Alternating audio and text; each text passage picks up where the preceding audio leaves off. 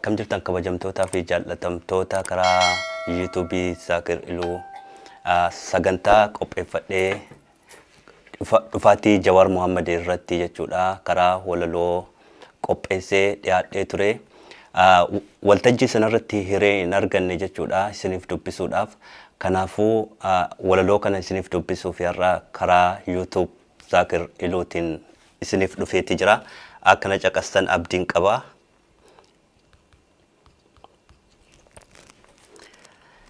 Yaadachee Finfinnee jedha mata dureen isaa.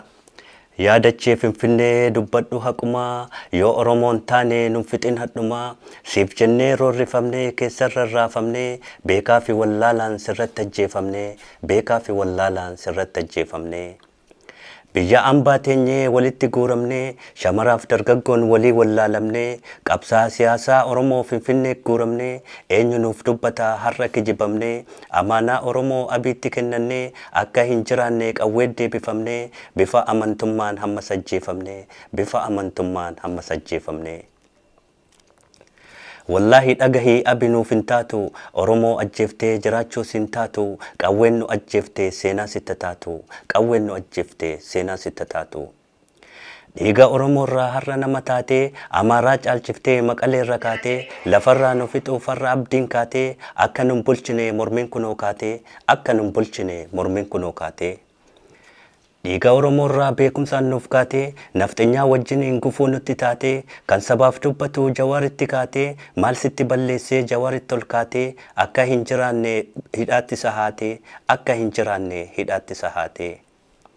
Ummanni Oromoo hunduu sitti kaatee beekaa fi wallaalaan tokkummaan ol kaatee kumaandoo qeerroo koo kunoo keessa kaatee magaalaa Finfinnee walakkaan ol kaatee akka nun bulchine Oromoon sikkaatee akka nun bulchine Oromoon sikkaatee. Kaayyoo galmaan gahuuf Itoophiyaaf kaatee dhiiga kee Oromoo hundaa hidhaat taatee afaan mi'eeffattee nu bulchuudhaaf kaatee Lammaa Magarsaafaa Keeniyaatti haatee Lammaa Magarsaafaa Keeniyaatti haatee. Amaanaa Oromoo harkaan sitti laannee akka nama taatuuf aangoorra si baafnee akka nu jijjiirtuuf mootummaa siif laannee gabrummaadhaa bahuuf barcuma sii dhaabnee gabrummaadhaa bahuuf barcuma sii dhaabnee. Maqaa Oromootaan hawaarra si baafnee diina nurraa dhaabii amaanaa siif laannee dogoggora keenya diinatti of laannee rasaasaa fi beelaan dhiiga keenya nyaannee rasaasaa fi beelaan dhiiga keenya nyaannee. Badii takka malee hammas garafamnee qeerroof abaa'otaan keessaa funaanamnee hidhaatti guuramnee darasaaf ulamaan hidhaa garafamnee bifa shuukanneessaan maqaa xureeffamnee bifa shuukanneessaan maqaa xureeffamnee. Waa'ee walaloo Jawar Muhammadii waa'ee Hacaaluu Hundeessaa itti aansee isiniif dubbisa. Hacaaluu Hundeessaa. Hacaaluu Hundeessaa ni jirta sise'ee mana hidhaa ciisee si mukuu bahee gabbaheen si dhabee bawwuun natti ka'ee ati ajjeefamuun gaaffii natti ta'ee ati ajjeefamuun gaaffii natti ta'ee. Anis du'aa bahee kunoo hadha gahee wareegamni kan kee dhukkuba natti ta'ee gochi naftinyootaa hudha kiyya gahee wallaaluma kiyyaan siif jedhee ol ka'ee mana hidhaa bahee du'a kee dhagahee wallaaluma kiyyaan lafaa siif ol ka'ee wallaaluma kiyyaan lafaa siif ol ka'ee. Kilaashiin barbaadu nafxinyaadhaaf galee isaan irraa fuuchuu rabbiif waadaa galee Jawaar eessa jirtaa wallaalaan ol ka'ee wareegama sabaaf qeerroon kunoo ka'ee waa tokko barbaannaa yoollee du'a ta'ee gaaffiin Oromootaa maaliif yakka ta'ee gaaffiin Oromootaa maaliif yakka ta'ee. Du'a Hacaaluu koo dukkana nutti ta'ee of bukkeessi dhabuun seenaa nutti ta'ee magaalaa baadiyyaa qeerroon keessa ka'ee Jawaaris nuuf jiraa leenci kunoo ka'ee magaalaa Finfinnee walakkaanas ba'ee magaalaa Finfinnee walakkaanas ba'ee. Baga nuuf jiraattee har'aas nuuf baatee gabrummaa saba kee faariin ol nuuf kaatee akkan jilbeenfanne hedduu nutti kaatee akkan jilbeenfanne hedduu nutti kaatee.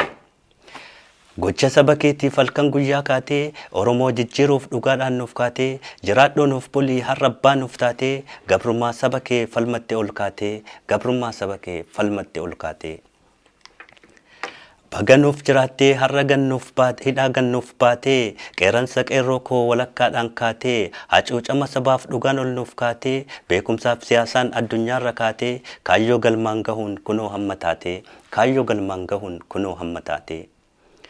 Gaafa nuuf dhalattu maaliif tokko taatee har'a nu boochiftee Oromiyaaf kaatee waa hedduu nuuf gootee waa hundaan ol kaatee barreessee hin fixu waan ati nuuf taate barreessee hin fixu waan ati nuuf taate.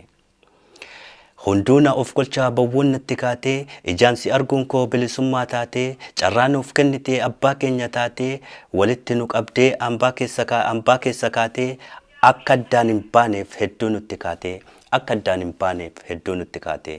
Galatoomaa ilmaan Oromoo bakka jirtan hundatti isiniin jedha. Walaloo ani qopheesses mana hidhaa keessa taa'ee akkasuma erga mana hidhaa kana keessa ergan gadi bahee jechuudha waa'ee dhimma qabsoo Oromoo irratti jechuudha.